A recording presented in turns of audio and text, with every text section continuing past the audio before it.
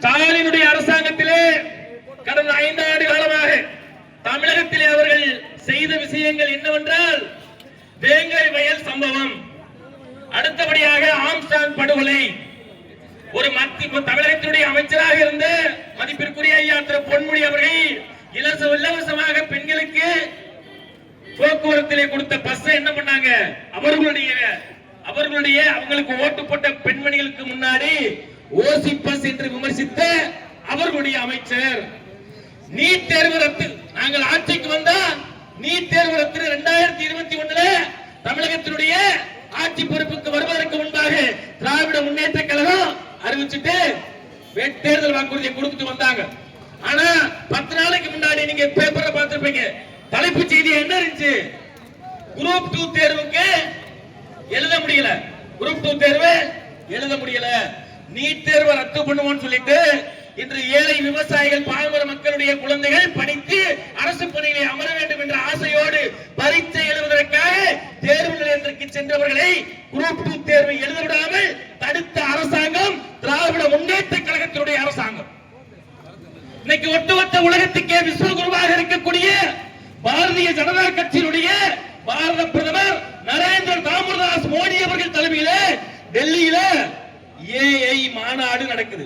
எல்லாருக்கும் தெரியும் ஏஐ மாநாடு நடக்குது. அந்த உலகமே வியந்து பார்க்கக்கூடிய அந்த ஏஐ மாநாட்டில் வெட்கமில்லாத திராவிட முன்னேற்ற கழகத்துடைய கூட்டணி கட்சியாக இருக்கக்கூடிய, மத்தியிலே இருக்கக்கூடிய, எதிர்கட்சியாக இருக்கக்கூடிய காங்கிரஸ் கட்சியினுடைய தொண்டர்கள் அரை நிர்வாணமாக சென்று அவர்களை மட்டும் அவமானப்படுத்தவில்லை, ஒட்டுமொத்த இந்தியாவிற்கு தலை குனிவை ஏற்படுத்த வேண்டும் என்ற விஷயத்தை செய்து ஒரு நாசகரமான வேலையை செய்தவர்கள் திராவிட முன்னேற்ற கழகத்திலே அங்கம் வைத்திருக்கக்கூடிய காங்கிரசுடைய பொறுப்பாளர். இங்க இருக்கக்கூடிய இளைஞர்கள் விட்டாலும் பாரதிய ஜனதா கட்சியினுடைய இளைஞர்கள் மிகப்பெரிய ஆர்வத்தோடு இருக்கிறார்கள்.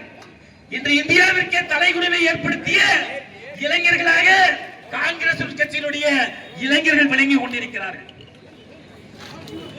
கடந்த பிப்ரவரி 1ஆம் தேதி இந்த மதுரை மண்ணுக்கு சொந்தக்காரர், தமிழக மண்ணுக்கு சொந்தக்காரர், தமிழகத்தினுடைய வீரமங்கையாக போட்டி பாதுகாக்கக்கூடிய நம்முடைய மத்திய நிதியமைச்சர் பெருமதிப்பிற்குரிய அம்மா நிர்மலா சீதாராமன் அவர்கள் 9 முறை தொடர்ச்சியாக மத்திய பட்ஜெட்டை வாசித்திருக்கிறார்கள். அது நாம் சார்ந்திருக்கக்கூடிய பாரதிய ஜனதா கட்சிக்கும் இந்த மதுரை மண்ணுக்கு பெருமை.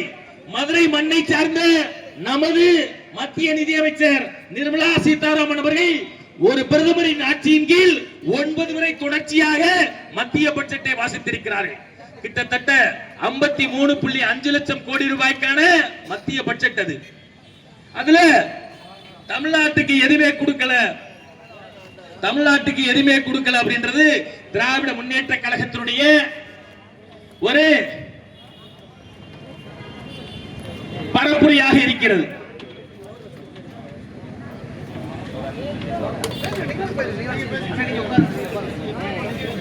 இந்த மாபெரும் கண்டன ஆர்ப்பாட்டத்திற்கு வருகை தந்திருக்கக்கூடிய தமிழ் மாநில காங்கிரஸ் கட்சியினுடைய பொறுப்பாளர்களை, நம்முடைய பாரதிய ஜனதா கட்சியினுடைய மாநில செயலாளர் பெருமதிப்பிற்குரிய பேராசிரியர் ஐயா கதலி நரசிங்க பெருமாள் அவர்களையும், மதுரை மேற்கு மாவட்டத்தினுடைய தலைவர் அருமை சகோதரர் சிவலிங்கம் அவர்களையும் அன்போடு வருக வருக என வரவேற்கிறோம்.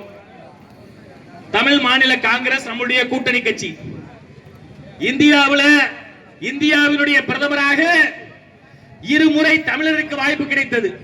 ஒன்று கர்ம வீரர் காமராஜருக்கு கிடைத்தது. ஆனால் அவராகவே வேண்டாம் என்று முடிவெடுத்து விட்டார். ஆனால் அதற்கு அடுத்தபடியாக ஒரு முறை ஒரு தமிழருக்கு, தஞ்சை தமிழருக்கு பாரத பிரதமராக கூடிய வாய்ப்பு உருவாகியது. அந்த வாய்ப்பு தமிழ் மாநில காங்கிரசுடைய தலைவராக இருக்கக்கூடிய ஜி.கே. வாசனுடைய தகப்பனார் ஜி.கே. மூப்பனார் ஐயா அவர்களுக்கு தமிழ்நாட்டிலிருந்து ஒரு பிரதமர் உருவாகக்கூடிய வாய்ப்பு கிடைத்தது. ஆனால் ஒரு தமிழர் பிரதமராக வரக்கூடாது என்பதற்காக அன்றைய காலகட்டத்திலே ஆட்சியிலே கூட்டணியிலே இருந்த திராவிட முன்னேற்ற கழகமானது தில்லாலங்கடி வேலைகளை அரங்கேற்றி நம்முடைய தமிழரை பிரதமராக வருவதை தடுத்து சூழ்ச்சி வஞ்சகம் செய்த ஒரு கட்சி அப்படி என்றா அது திராவிட முன்னேற்ற கழகமானது.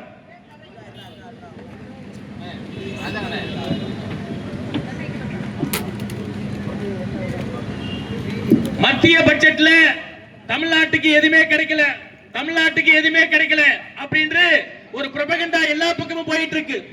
தமிழ்நாட்டுக்கு என்ன கிடைக்கல? தமிழ்நாட்டுக்கு எல்லாமே கிடைச்சிருக்கு.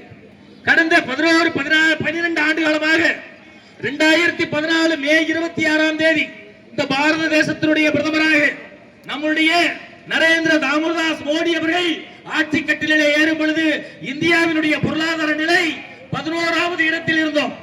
ஆனால் இன்றைய தினத்தில் நீங்கள் பார்த்தீர்களே, ஆனால் இந்தியாவினுடைய பொருளாதார நிலை பாரதிய ஜனதா கட்சியினுடைய மாநில கூட்டுறவு பிரிவினுடைய தலைவர் அருமை அண்ணன் மகா சுசீதரன் அவர்களை மேடைக்கு அன்போடு அழைக்கின்றோம். 2014 இந்தியா 11வது இடத்திலே இருந்த இந்த பொருளாதார நிலைமையானது இன்று ஒட்டுமொத்த உலகத்தில் இருக்கக்கூடிய நாடுகளுடைய எண்ணிக்கை 198. இந்த 198 நாடுகளிலே இந்தியா இன்று இருக்கக்கூடிய பொருளாதார நிலைமை 4வது மிகப்பெரிய பொருளாதார நாடாக இந்தியா உருவெடுத்திருக்கிறது. அதற்கு காரணம் நாம் சார்ந்த பாரதிய ஜனதா கட்சியினுடைய பிரதமர் நரேந்திர தாமோதர் மோடி அவர்களுடைய ஆட்சி. இந்த நாட்டிலே 198 நாட்களிலே ஒரு பொருளை வாங்கக்கூடிய விஷயத்திலே இந்தியாவானது 3வது பொருளாதார நாடாக விளங்கிக் கொண்டிருக்கிறது. இன்று இங்க இருக்கக்கூடிய ஒவ்வொரு பாரதிய ஜனதா கட்சியினுடைய தொண்டர்களும் சிந்தித்து பார்க்க வேண்டும், நாம் எப்பேற்பட்ட கட்சியில் பயணித்துக் கொண்டிருக்கிறோம் என்று. 1980 ஏப்ரல் 6ஆம் தேதி இந்த கட்சி உருவாக்கப்பட்டது. அன்றைய தேதியிலே 2 எம்பிக்களை கொண்ட பாரதிய ஜனதா கட்சியானது இன்று இந்தியாவில் இருக்கக்கூடிய 4123 சட்டமன்ற உறுப்பினர்களிலே கிட்டத்தட்ட 1654 சட்டமன்ற உறுப்பினர்களை கொண்ட ஒரு மாபெரும் கட்சியாக உருவெடுத்திருக்கிறது. திராவிட முன்னேற்ற கழகமானது பல்வேறு துறைகளிலே தோற்றிருந்தாலும் இளைஞர்களுக்கும் மாணவர்களுக்கும் மாணவிகளுக்கும் இளம் பெண்களுக்கும் மிகப்பெரிய ஒரு விஷயங்களை ஒரு பல்வேறு சீர்கேடுகளுக்கு காரணமாக அமைந்திருக்கிறது.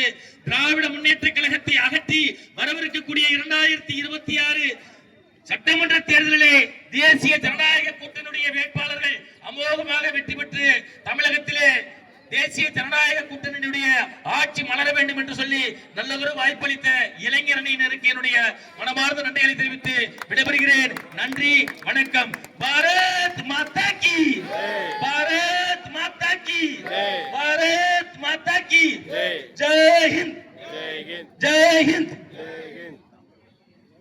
அடுத்தபடியாக